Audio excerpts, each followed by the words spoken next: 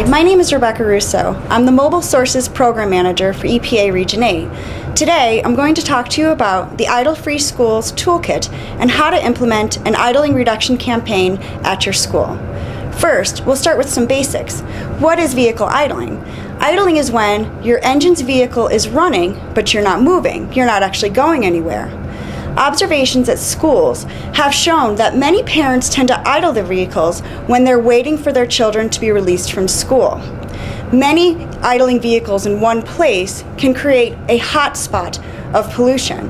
And in fact, air quality monitoring at schools has shown elevated levels of air toxics during the 3 to 4 p.m. hour, which coincides with when parents are picking up their children from school. Vehicle exhaust, that's the stuff that comes out of your vehicle's tailpipe, contains over 1,000 different compounds, including air toxics. Air toxics from mobile sources of pollution account for about 50% of the cancer risk nationwide. So now that we've shown why it's important to reduce air toxics, especially mobile source air toxics, let's talk about why it's important to reduce them at schools. Children are very susceptible to air pollution. As you can see from this slide, they have a much higher inhalation rate than adults do. Their lungs are still developing, and they can develop potentially permanent lung damage. The Idle-Free Schools Toolkit is a comprehensive toolkit that provides everything a school could need to run an effective idling reduction campaign at their school. So now we're going to walk through what a campaign would actually look like. The first thing that we recommend is to involve the students. Involving the students in a campaign can be very powerful. Students can really do any part of the campaign, including run it from start to finish. And students in any grade can participate in some way. Students will learn about statistics, about data analysis, human health, and air pollution, and can gain valuable public speaking skills. The campaign that we recommend runs the entire school year and starts in early September with pre-campaign observations. And what you're observing is the actual idling happening at the school. For 3 to 5 days, students or parents or teachers or staff would go out and actually observe this behavior. What's most important is that these observations be done before the campaign is announced at all, and that they be blind. What we mean by that is really only essential personnel should know the real purpose behind the observations. Everybody else should just be told they're doing a transportation study for EPA.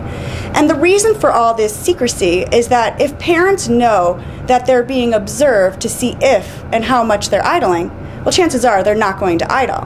And you really want that true data set to show that there is a problem and there is a need for the campaign.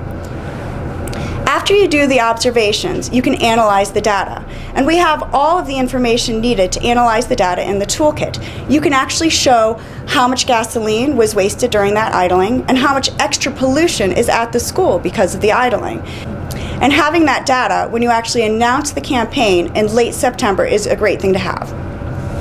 And then in October, you really need to get the word out. This is when you publish your idling policies for the school, and you would send out letters and brochures and pledges, and when you publish the newsletters about the campaign.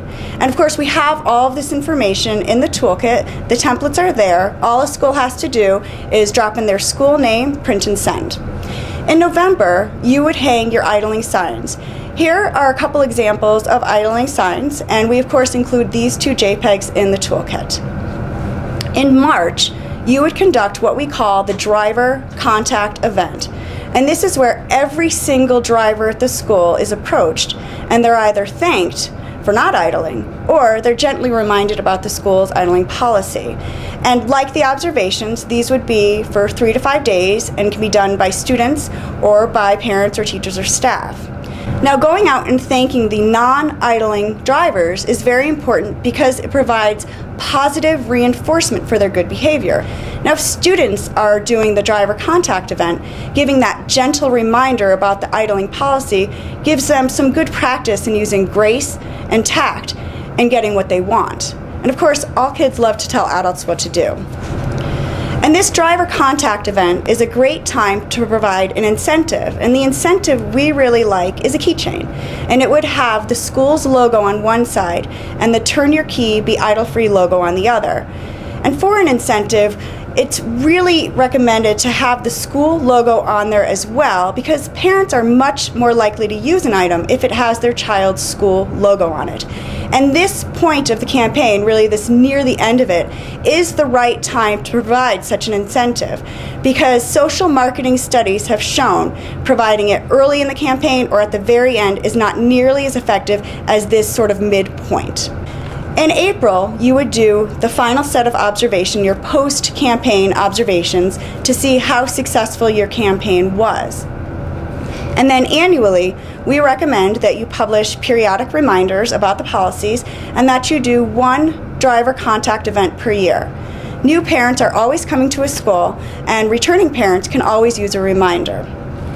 Before I close, I want to debunk some common idling myths out there. Idling does not use more fuel than restarting. In fact, idling your vehicle for more than 10 seconds uses more fuel than restarting.